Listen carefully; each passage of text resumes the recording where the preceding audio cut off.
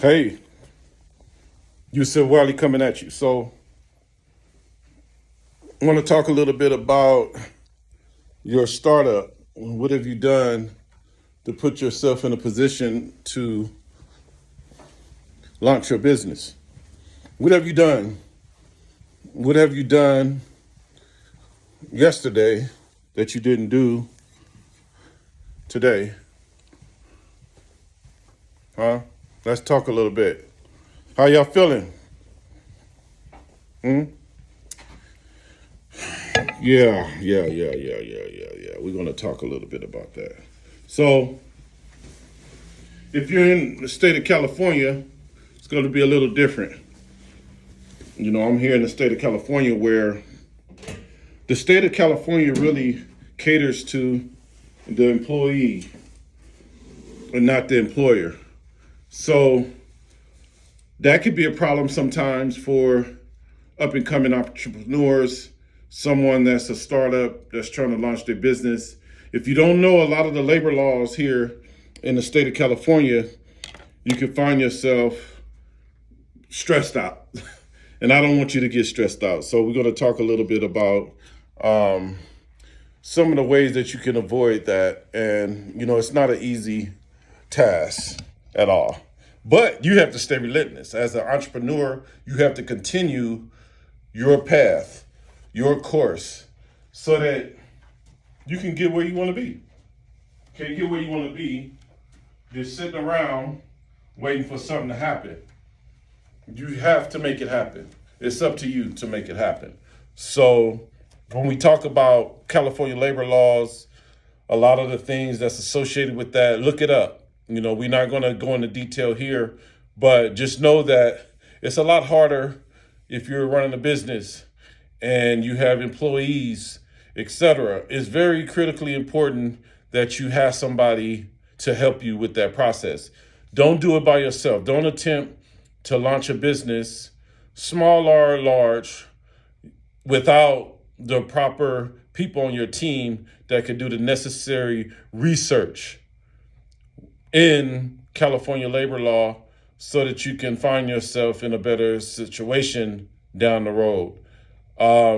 Now, another suggestion that, has been talked about quite a bit, people do this quite a bit, and that is start their company, their LLC or their S corporation in another state, like Wyoming or Nevada, I believe Texas, a few other states that's, a little bit more lenient or favorable to an employer. So for me, I'm getting it and I see it because I'm a business owner myself here in California. In addition to being a founder and CEO of a nonprofit organization. So in that situation, I've experienced quite a bit of the hell, if you would, of doing business in California. California is no joke, folks. And those of you that are here in California, y'all can bear witness to this, whether it's related to wages and salary and discrimination or any little bitty thing that you could potentially have a claim against you. People are using it here in California. California is cold blooded when it comes down to that, right? And you don't stand a chance if you don't have all your ducks in a row. So it's important to get with folks that's going to help you get those ducks in a row. Don't just go into business in California without understanding the labor laws here in California, because it can get you in trouble, a lot of trouble.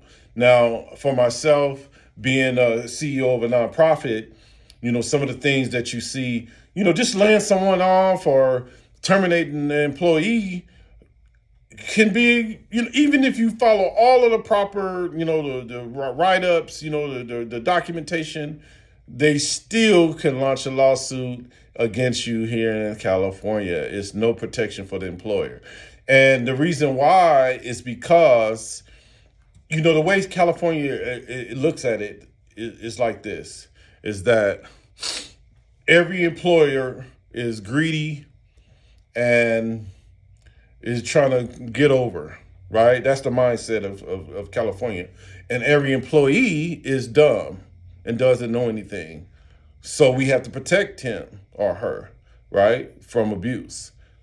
And that's the overarching, that's the reality of doing business in California. That's the state of mind of the law around labor law in the state of California. So for that reason, so many entrepreneurs, so many LLCs have opted to start their business in another state because they don't want to deal with that, right? So it works to a certain extent.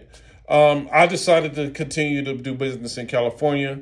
I've decided to hire people, consulting firm, HR consulting firm, legal teams and things like that to help me to be in a better position to not get sued, to not get in trouble, to, not get stressed out because I'm just simply trying to provide a service in my community, right? Homeless service, reentry service, right? And providing those services comes with a price. It comes with a price, even though all of the good intention that one might have to provide homeless housing service, reentry service, right? Workforce, helping individuals that's had system impacted barriers get employment. And when you do that, you're doing it with all the right intentions. So you don't expect the problems to come, but they will come. So I'm telling you, fellow leader, be mindful of these things so that you're not finding yourself in a bad situation. And I've also had mentors tell me that were once founders and CEOs of nonprofits. That's why they got out of the business. So I have a lot of people that have decided, you know what, nonprofit is not for me. I'm going to go to for-profit and, human capital. I tried to deal with, having human capital as a part of my workflow and getting business done and et cetera, but that just doesn't work. So I'm going into business for myself. So I'm only dealing with myself, right? So a lot of people have decided to do that. A lot of entrepreneurs have decided to do that. You also see where a lot of CEOs, a lot of executive directors end up leaving that space to become consultants. That's a big deal. I'm a consultant, right? So these are the things that happen within this space. A lot of people come to me all the time, Yusef, I want to start my own business. I want to get into the business that you're in where you provide housing. That seemed to be a lucrative business. That's what they say. Because they see the dollars and not necessarily the service, not the headache and the heartache that comes with doing this. So I get that quite a bit where someone just want me to help them become a provider, a housing provider, or providing reentry resources for formerly incarcerated folks. Okay, we can, look at what you got going on, but there's a whole lot of other things that you're not going to like. So I'm just letting you know, folks, be mindful of the business model that you're attempting to launch, and make sure you got all the right people around you. Make sure you got the right mentors and business consultants and attorneys that you can talk to, HR specialists, etc. Because you're talking about going into business. When you go into business, that comes with quite a bit. Insurances, workers' comp insurance, all of these things that is necessary in order to legally run a business, whether it's California or elsewhere. So think about it. Don't jump and say, I got all this good energy and I want to do so much for my community and for my people or whatever, your motivation. You have to make sure that you take the proper steps. Take the proper steps. Talk to the right people. Have the necessary mentors. Get the coaching. Whatever it is that you need to do to put you in the right state of mind so that you don't burn out. Because I see it all the time. People easily burn out. I've been doing this for 10 years now. I was released from prison in 2012, May 2012. It's been 10 years, folks, and I'm still going I'm still thriving as a business, as a nonprofit as well. I'm still doing that thing. And I plan to continue. Hopefully, at some point, I will have someone else come in and take over my nonprofit work.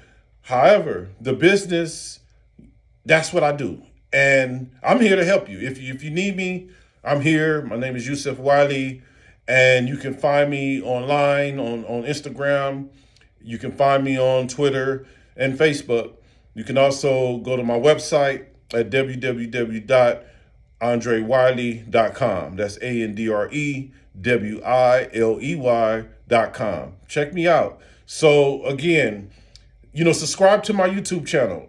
I'm just now starting to develop my YouTube channel, and I need you with me. I need your help. I need your support.